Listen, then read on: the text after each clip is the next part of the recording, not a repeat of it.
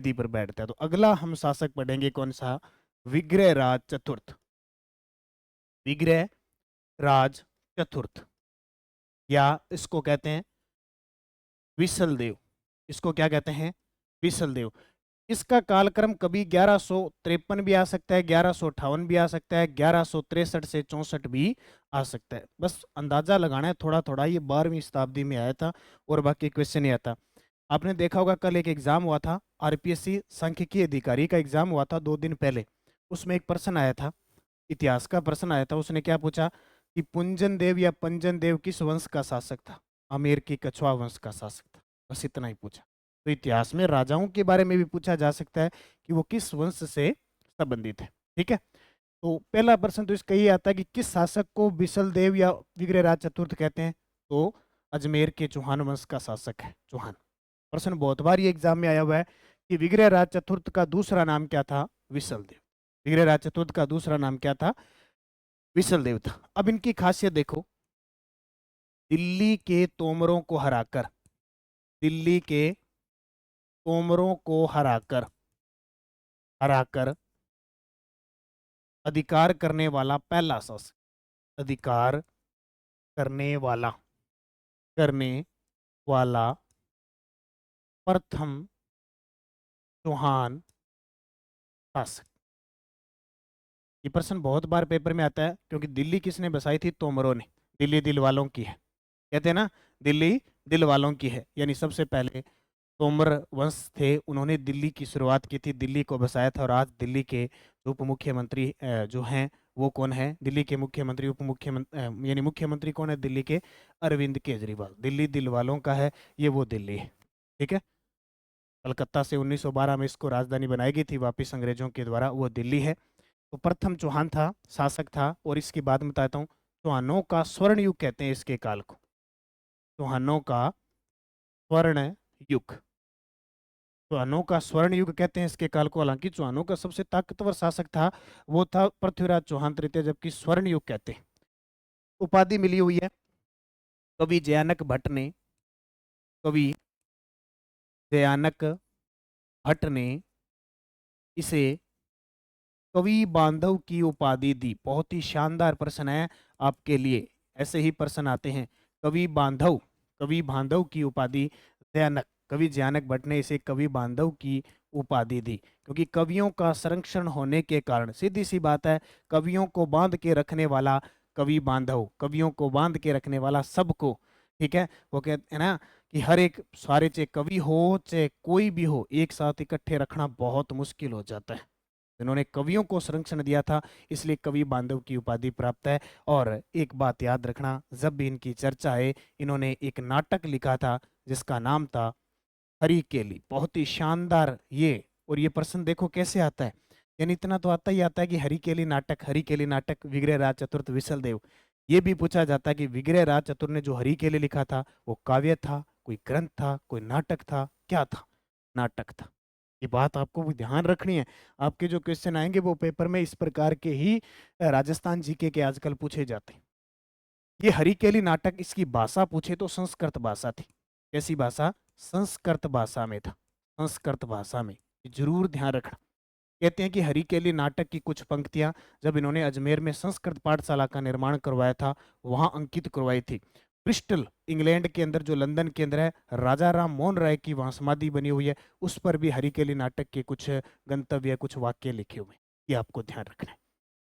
एक और याद इनकी बात क्या रखनी है, अजमेर में, अजमेर में, अजमेर में सरस्वती, अजमेर में सरस्वती कंठाभरण नामक संस्कृत पाठशाला का निर्माण करवाया। संस्कृत पाठशाला का अजमेर में संस्कृत, सरस्वती कंठाभरण, सरस्वती कंठाभरण नामक संस्कृत पाठशाला का निर्माण करवाया, जिसे जिसे तुड़वाकर, जिसे जिसे तुड़वाकर कुतुबुद्दीन ऐबक ने, कुतुबुद्दीन सुना है क्या नाम? कुतुबुद्दीन ऐबक, मोहम्मद गोरी का गुलाम, जिसने दिल्ली सल्तनत की शुरुआत की थी। 1206 से 1210 तक कुतुबुद्दीन ऐबक ने राज किया था, जिसने कुतुब मीनार की नींव रखी थी। वो कुतुबुद्दीन जिसे लाख बख्श कहा जाता है, जो पोलो खेलते हुए जिसकी मृत्यु हुई थी, ये वो है। कुतुबुद्दीन ऐबक मोहम्मद गोरी का गुलाम था। इसने क्या किया? इस संस्कृत पाठशाला को तुड़वाकर कुतुबुद्दीन ऐबक ने यहाँ यहाँ 2.5 दिन का झोंपड़ा बनवा दिया। 2.5 दिन का झोंपड़ा, 2.5 दिन का झोंपड़ा बनवा दिया। ये बात ध्यान रखना कि 2.5 दिन का झोंपड़ा कहाँ पे है? अजमेर के अंदर। किसके स्थान पे बना? तो संस्कृत पाठशाला थी जिसका नाम था सरस्वती कंठाभरण, उसको तोड़वाकर ये पाठशाला, ये जो है मस्जिद का निर्माण। एक मस्जिद है, 2.5 दिन का झोंपड़ा थे। ये ना सोचो झोंपड़ों और बड़ बकरियां बंद थी, भेड़ा बंद थी, ठीक है, वो झोंपड़ा नहीं है। नाम दिया गया 2.5 दिन का झोंपड़ा, एक मस्जिद है। और इस मस्जिद को कहते हैं कि राजस्थान की प्रथम मस्जिद मानी जाती है। मैं यहाँ लिखता हूँ 2.5 दिन का झोंपड़ा, 2.5 दिन का झोंपड़ा, 2.5 दिन का झोंपड़ा। इसके बारे में खासियत, 16 खंभों पर स्थित है। पहली बात तो 16 खंभों पर स्थित है। डिजाइन करता, डिजाइनर इसका, डिजाइनर है अबू बकर, अबू बकर इसका डिजाइन करता। प्लस इसकी खासियत और निर्माण बता दिया कुतुबुद्दीन ऐबक ने, डिजाइन करता। वर्तमान में संत पंजाब शाह का, संत पंजाब शाह का 2.5 दिन का, 2.5 दिन का उर्स लगता है। ठीक है, 2.5 दिन का क्या लगता है? उर्स लगता है। 2.5 दिन का झोंपड़ा, 16 खंभों पर स्थित है, डिजाइनर इसका अबू बकर। वर्तमान संत पंजाब शाह का 2.5 दिन का उर्स लगता है। यह राजस्थान की प्रथम मस्जिद मानी जाती है। यह राजस्थान की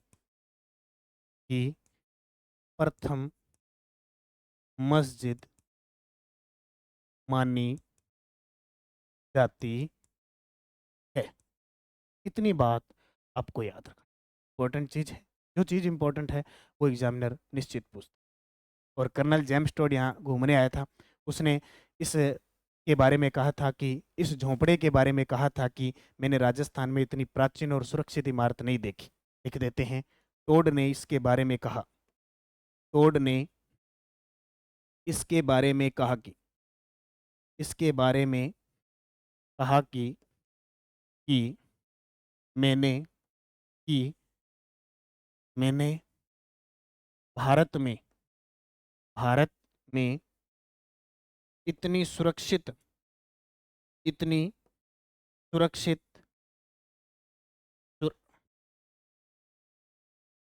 सुरक्षित व प्राचीन इमारत नहीं देखी,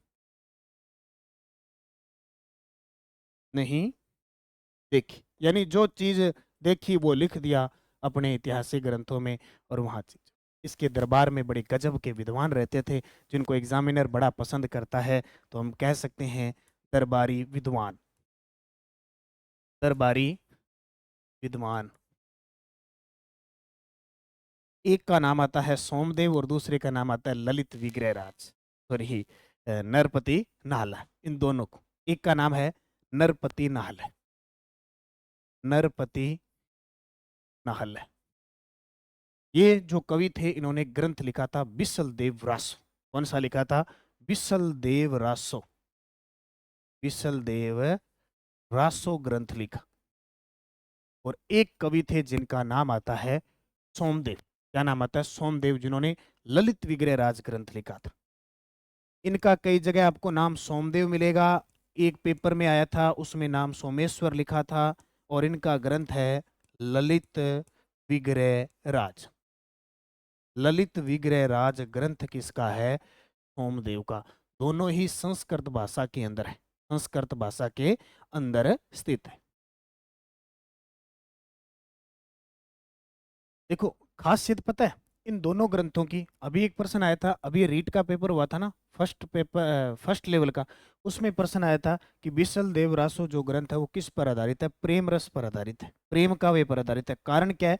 ये जो विसल देव रासो है, विसल देव रासो में राजमती रानी है मालवा की, मालवा के राजा भोज की पुत्री राजमती व बिसल देव का प्रेम प्रसे प्रेम काव्य है।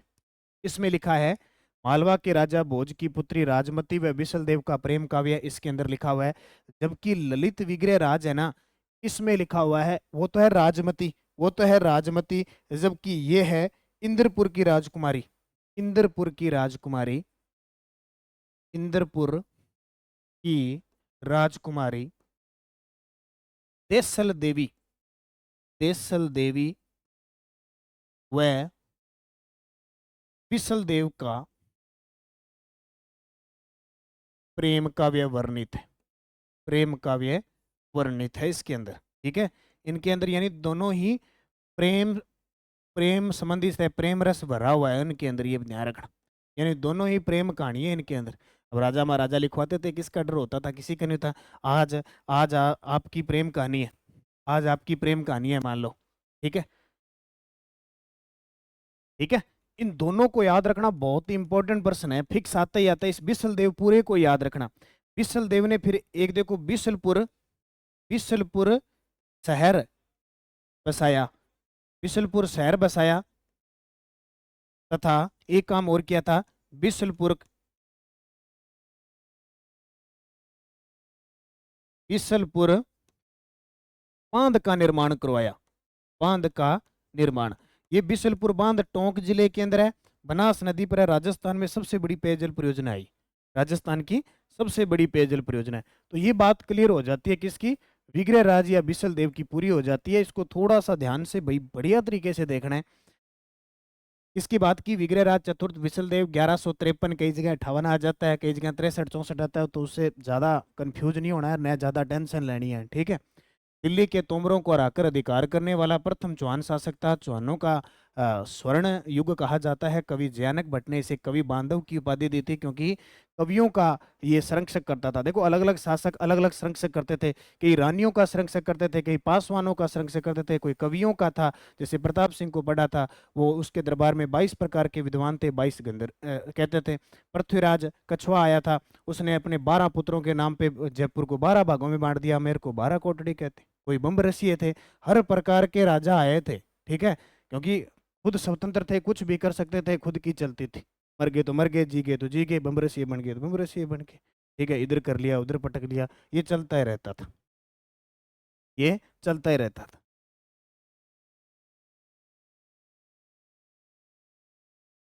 ठीक है, तो ये ध्यान रखना। 2.5 दिन का झोंपड़ा किसने बनाया था? कुतुबुद्दीन ऐबक ने, संस्कृत पाठशाला सरस्वती कंठाभरण नाम से। तो विद्वान तो याद रखने रखने हैं, बड़े गजब के, बड़े शानदार जानदार, हर एग्जामिनर को बड़े पसंद आते हैं। ये पूरी 2.5 दिन का झोंपड़ा हमने पढ़ लिया और दरबारी विद्वान पढ़ लिए।